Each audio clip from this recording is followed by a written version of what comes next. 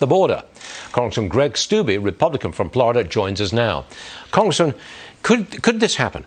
China presses Taiwan, Russia pressures Ukraine, all because President Biden lacks credibility. Is that how you see things shaping up?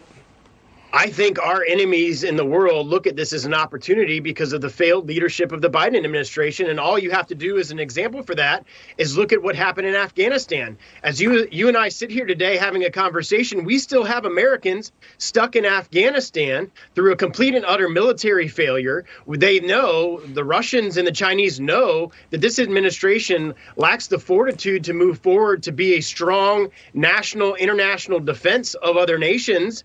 So they're going to do everything that they can because they know they're going to get away with it. Biden allowed the Nord Stream 2 pipeline project to move forward, giving billions of dollars to the Russians. He's not taking actions that would actually inhibit the Russians from taking this type of behavior. He's actually encouraging it. Do you think that our president will be intimidated by Putin, who seems to hold the military cards?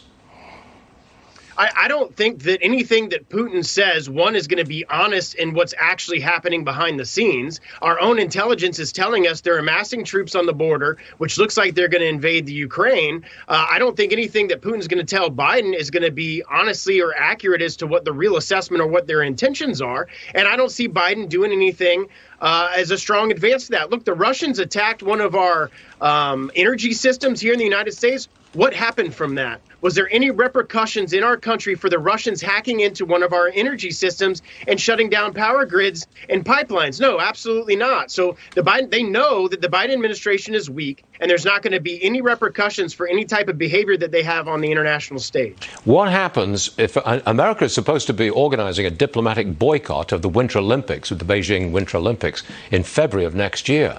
They will apparently retaliate in some way. There's another danger signal here, isn't it?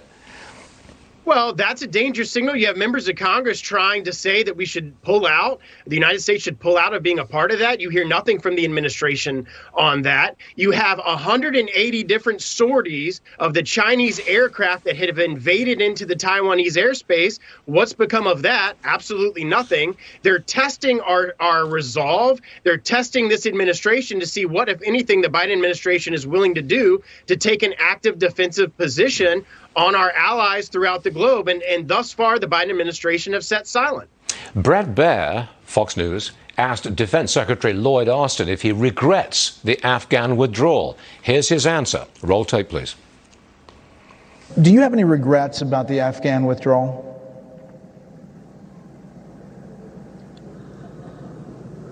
Brett, I regret the fact that we lost 13 of our finest at Abbey Gate.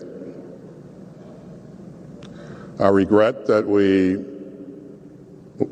lost 10 civilians in an errant strike. Congressman, what's your response to that? Complete weak leadership. Austin shouldn't be the Secretary of Defense. When Republicans take the House back this fall, I think you're going to see real action, real investigations on the information that they know, and they knew at the time. How did a drone run by the United States military attack civilians and kill them? There's still been no repercussions from that from the mainstream media here in the left. We still have Americans on the ground in Afghanistan. How you could describe that as a success, which they described it that way, every American knows that that was not a success. Those 13 service members that died, those deaths could have been prevented from strong leadership in our country and taking the actions that they needed to take to prevent that loss of life. We never should have left the ground in Afghanistan while we still had Americans on the ground. Not to mention the $80 billion worth of military equipment that we surrendered to terrorists. You got it. Congressman Greg Steube, thank you very much for being with us this morning, sir. Serious stuff, and we appreciate you being here. Thank you, sir. Still ahead on this program shortly, Steve Forbes, Florida Congressman Michael Waltz, California